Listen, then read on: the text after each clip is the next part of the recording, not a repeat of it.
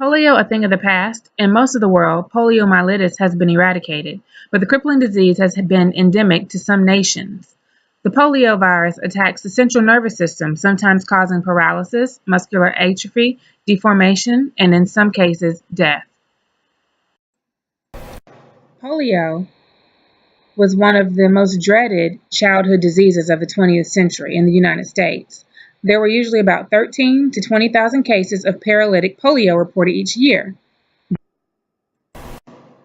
Who is susceptible to this disease? Who is susceptible?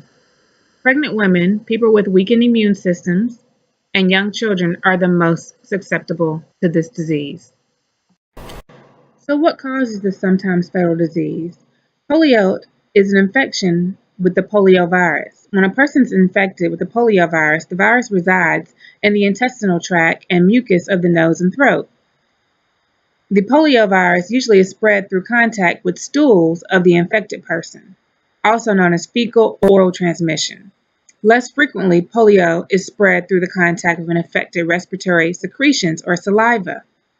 Oral. More specifically, the poliovirus enters the body through the mouth, usually from contaminated hands and stools of an infected person, or ingestion of contaminated food or water. It attaches to the receptors in the intestinal wall and replicates into the bloodstream. The poliovirus attacks the central nervous system, destroying the nerve cells and the spinal cord.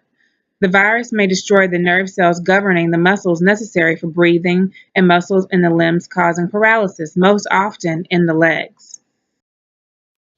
The poliovirus is highly contagious. Even mild cases of the poliovirus is excreted in the feces that can contaminate hands, food, and water. Following transmission of the poliovirus, a person will not immediately become sick. A person who is infected with the poliovirus can spread polio about 7 to 10 days before the symptoms become high. A person can continue to spread the poliovirus for about 3 to 6 weeks after beginning the initial symptoms. So, is there a cure? There are two vaccines used throughout the world to combat this disease. The first was developed by Jonas Salk through the use of HeLa cells, and the first test was done in 1952. Announced to the world by Dr. Thomas Francis Jr. in April of 1955, it consisted of injected doses of inactivated poliovirus. An oral vaccine was developed by Albert Sabin using attenuated poliovirus.